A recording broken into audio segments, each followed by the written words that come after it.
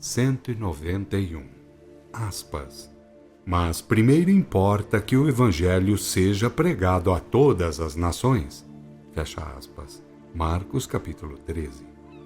O verdadeiro Evangelho, que jamais passará, foi a vida que Jesus viveu para exemplificar a moral, o amor, a revelação, o saber e a virtude. E como deixaria o Consolador generalizado, o mesmo Consolador seria o lastro, o veículo da evangelização da humanidade. Com a corrupção romana, tudo foi invertido. O Espiritismo, como restauração, faz voltar tudo de novo, tal e qual como está escrito no livro dos Atos, capítulo 1. Porque assim como Jesus disse, assim acontecerá. A revelação estenderá o Evangelho pela humanidade inteira. Mas fique entendido, os exemplos de Jesus e não o fanatismo da letra morta. 192. Aspas. Guardai-vos do fermento dos fariseus, que é a hipocrisia. Fecha aspas. Lucas capítulo 12. Que diria Jesus hoje dos religiosismos que em seu nome todos os erros cometem? Porque naqueles dias, com o Velho Testamento nas mãos, tudo faziam como fizeram para assassinar o Messias, tal e qual como fazem agora com o Novo Testamento, para pretenderem assassinar a restauração, que é o Espiritismo. A mesma ignorância a usar a mesma infeliz técnica, nada mais. 193. Aspas. A parábola do servo vigilante. Fecha aspas. Lucas capítulo 12. A lei de Deus é o código de conduta. Jesus é o modelo, é o seu vivedor. É por isso que em todas as parábolas temos apenas um convite ao cumprimento dos deveres. Nenhuma parábola faz mais do que lembrar os sentidos da lei de Deus. A divisa, portanto, é esta: quem estiver certo, que se aperfeiçoe na conduta, e quem estiver errado, que se conserte. 194. Aspas. Eu vim trazer fogo à terra, e que quero eu, senão que ele se acenda? Fecha aspas. Lucas capítulo 12. Trazendo a graça da revelação para todos, trouxe o conhecimento da verdade que livra, trouxe o fogo da verdade. Assim foi e fez o caminho do Senhor até o 4º século, quando Roma corrompeu tudo e mergulhou a humanidade em terríveis erros e idolatrias, crimes e materialismos. Não fosse um erro tão brutal, como estaria esclarecida a humanidade com 20 séculos de revelação generalizada? 195. Aspas. Jesus lava os pés dos discípulos. Fecha aspas. João capítulo 13. O bolso, o estômago, o sexo, o orgulho e o egoísmo sempre foram os grandes instrumentos de experiência das almas em todos os mundos. Cumpre saber usar tudo, transmudar tudo para os devidos fins, enobrecer os elementos de trabalho e de luta, de experiências e de conquistas imorredouras. Mas não é tão fácil assim para as criaturas irem aprendendo a fazer funcionar tais instrumentos de luta e de conquistas. Não confundir os meios com os fins é coisa para gente bem mais crescida em valores íntimos. Converter os vícios em virtudes é com muito custo que se consegue. E Jesus, o grande conhecedor das fraquezas humanas, muitas vezes recomendou o perfeito remédio: simplicidade, humildade, renúncia, perdão. Depois dele, entretanto, certos homens foram aparecendo que até acharam pouco, querendo ser santidade infalível. E a terra continua um mundo de guerras, pestes e fomes, corrupções e imoralidades de toda sorte. É que trocaram tudo por idolatrias e falatórios vãos. 196. Aspas. O que come o pão comigo levantará contra mim o seu calcanhar. Fecha aspas. João capítulo 13. Depois do ato infeliz de Judas, que foi muito mais traído pelo sinédrio do que mesmo traidor, outros muitíssimos têm aparecido, fantasiados de ministros de Deus, cheios de corrupções e rapinas, simulações e engodos tenebrosos, e gente que não se arrepende nem se enforca.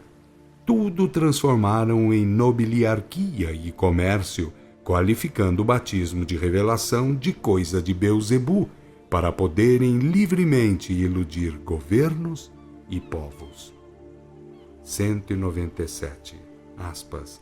A parábola do semeador. Fecha aspas. Mateus capítulo 13. O modelo dos semeadores foi e é Jesus. Tomou a lei de Deus por base de conduta e enfrentou a morte por ela. Quem pretender ser um seu real discípulo, que exemplifique a moral, o amor, a revelação, o saber e a virtude, porque essas é que são as verdades que Deus deseja que seus filhos conheçam e vivam. As idolatrias e os falatórios nada mais fazem do que pretender justificar a corrupção do caminho do Senhor. Também cumpre repetir que por palavra de Deus era tida a revelação, a comunicabilidade dos anjos, espíritos ou almas que advertiam, ilustravam e consolavam, e não essa mania errada de certos religiosistas que pensam ser a letra morta, adulterável e, de fato, em muitos pontos, adulterada.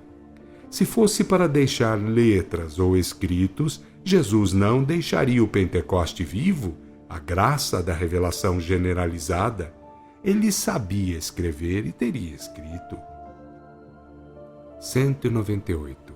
Aspas. A parábola da cisânia. Fecha aspas. Mateus capítulo 13. A cisânia, ou joio, corresponde às corrupções doutrinárias. E o grande mal não é apenas o fato de serem cisânia ou joio, mas pretenderem passar pelo mais puro e fino ideal doutrinário. O trigo e o joio não se confundem, por mais que se misturem, mas na seara doutrinária as coisas passam-se de modo diferente, porque o joio quer a todo custo passar como se fosse trigo. Entre o caminho do Senhor, tal como Jesus o deixou do Pentecoste em diante, funcionando à base do Consolador, e os religiosismos que depois de Constantino foram medrando no mundo, a diferença é tremenda. Mas querem até hoje passar pela doutrina do caminho, embora a sua característica seja a blasfêmia contra o ministério do Espírito Santo ou Consolador. 199. Aspas. A parábola do grão de mostarda e do fermento. Fecha aspas. Mateus capítulo 13. Querem dizer ambas a mesma coisa.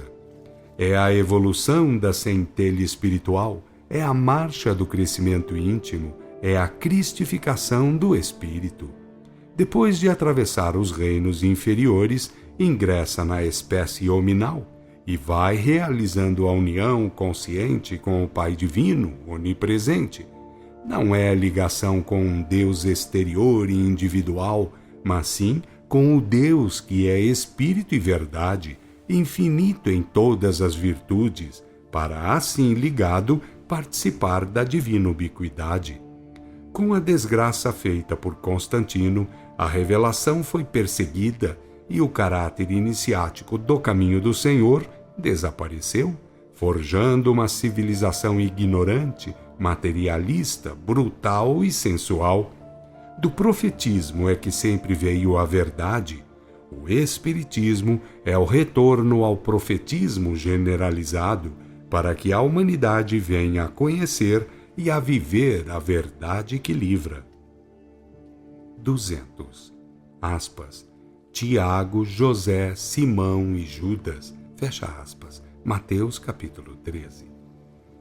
Aquele que veio com o espírito de dons e sinais sem medida, nasceu, viveu e não deixou o corpo no mundo, em virtude desse Espírito sem medida. O poder mediúnico em Jesus esteve muito acima do que possam imaginar os homens, mesmo aqueles mais versados no assunto. Como divino molde ou molde integral, tinha de ser assim, porque significa a sagrada finalidade de todos os filhos de Deus. Depois do nascimento de Jesus, por efeito mediúnico, Maria foi mãe de 4 filhos, que são os acima mencionados, e no sagrado ministério da maternidade, todas as mulheres participam das graças daquela que foi escolhida para a encarnação do Cristo planetário. O processo de encarnação é sempre comum, embora os fenômenos causais possam variar. Quando leis superiores interferem, leis inferiores cedem o lugar. E como Jesus vinha batizar em mediunismo, teve a sua vida plena de grandiosos efeitos mediúnicos, nada mais. Isto não quer dizer, entretanto, que voltando Jesus, ou alguém por ele, deveria fazê-lo do mesmo modo, nas mesmas condições e para produzir os mesmos fenômenos. Para cada vida, no seio da história evolutiva do planeta, há um modo distinto de agir e influenciar. Todos deveriam pensar um pouco mais sobre isto, porque a obra do Cristo continua na pessoa dos seus emissários, que tudo fazem para o ressurgimento do profetismo que adverte, ilustra e consola. O que importa, acima de tudo, é não confundir o cristianismo do Cristo com as simulações idólatras e as falácias que no mundo pretendem passar por ele.